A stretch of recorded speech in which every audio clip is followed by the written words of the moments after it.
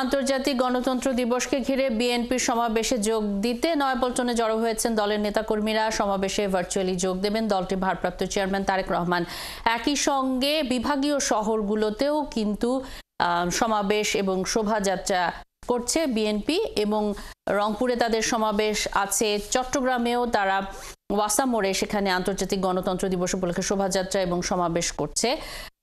সেখান থেকে আমাদের সহকর্মীরা যুক্ত হবেন, আমরা চেষ্টা করছি তাদেরকে যুক্ত করবার, এবং রাজধানী এবং রাজধানীর বাইরের যে সমাবেশ সেই সমাবেশের খবর আপনাদের জানাবো। এই মুহূর্তে রংপুর থেকে যুক্ত আছেন আমাদের সঙ্গে আমাদের সহকর্মী শাহ বাইজিদ আহমেদ। কথা বলছি তার সঙ্গে। বাইজিদ, রংপুরে সমাবেশে কারা কারা বক্তব্য দেবেন এবং শোভাযাত্রাটি কখন শুরু হবে?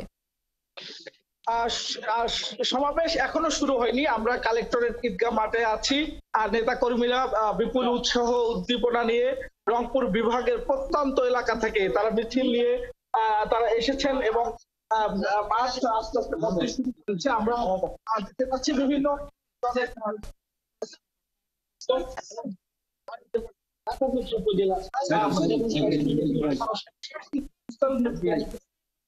আসতে শুরু করেছে, এবং এখানে আজকে প্রধান অতিথি হিসাবে বক্তব্য দিবেন এবং এখানে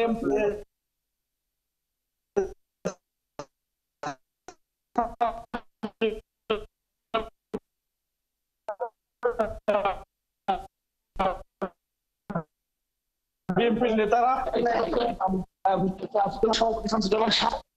অনুষ্ঠান এবং সমাবেশ হচ্ছে। আমরা এই মুহূর্তে কথা বলবো জনাব শামসুজ্জামান শামু, আপনার কাছ থেকে জানতে চাচ্ছি আজকে লোক সমাগম হবে এবং আজকে এই সমাবেশে দলের যে দৃষ্টিভঙ্গি সেটি কি, এবং তৃণমূলের নেতা কর্মীদের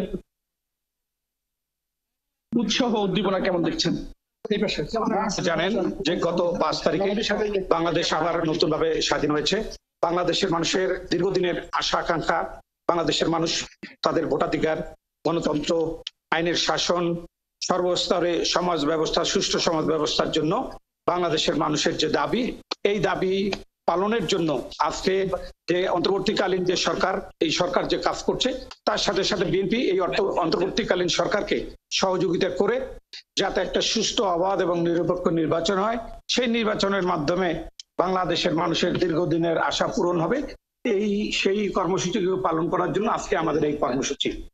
শুনছেন মহানগর সভাপতি শামসুজ্জামান শামু, আমার সাথে আছে আব্দুল খালেক, যিনি রংপুর বিভাগের দায়িত্বপ্রাপ্ত সহ সাংগঠনিক সম্পাদক। আপনার কাছে জানতে চাচ্ছি যে আজকের এই সমাবেশে দলের পক্ষ থেকে নেতাকর্মীদের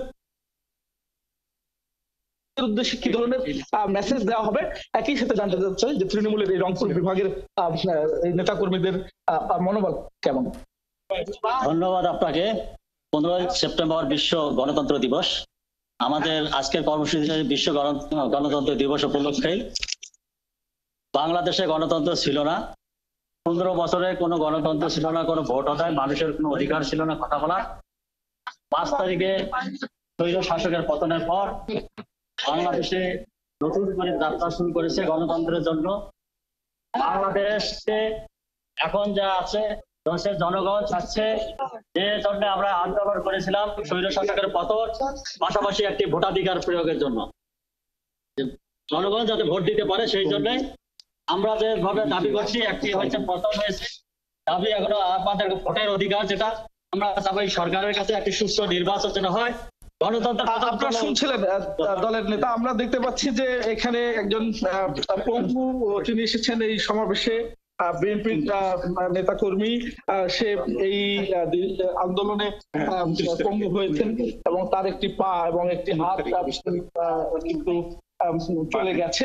তারপরেও সে এই সমাবেশে এসেছে, বিএনপির সমাবেশে, এবং সে বলছে যে নতুন বাংলাদেশকে সে নতুন ভাবে দেখতে চায়, যেখানে অন্যায়, অবিচার, জুলুম, নির্যাতন থাকবে না, সেটি তার বলার কথা। এবং সে সমাবেশে নেতার বক্তব্য শুনতে এসেছে এবং নিজেও কিছু বলতে এসেছে। তো আজকে কিন্তু বিভিন্ন জায়গায় মিছিল, খন্ড খন্ড মিছিল নিয়ে এই সমাবেশ স্থলে নেতা কর্মীরা আসছে। দুইটা শুরু হওয়ার কথা, এবং ইতিমধ্যে কিন্তু এখানে স্থানীয় নেতৃবৃন্দ সহ বিএনপি এর অঙ্গ সংগঠনের নেতা কর্মীরা তারা চলে এসেছে বিভিন্ন জায়গা থেকে খন্ড খন্ড মিছিল নিয়ে এই সংগঠনের নেতা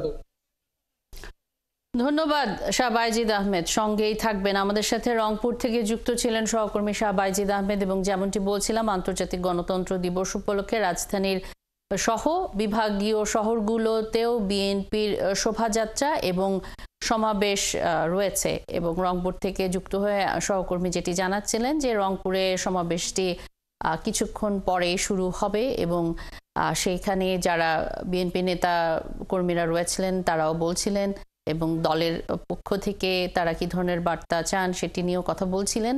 এবং রাজধানীর এর আগে বলেছি যে নয়াপল্টনে এরই মধ্যে বিএনপির এই সমাবেশে যোগ দিতে নেতাকর্মীরা যুক্ত হয়েছেন এবং এই সমাবেশে ভার্চুয়ালি যোগ দেবেন দলটির ভারপ্রাপ্ত চেয়ারম্যান তারেক রহমান।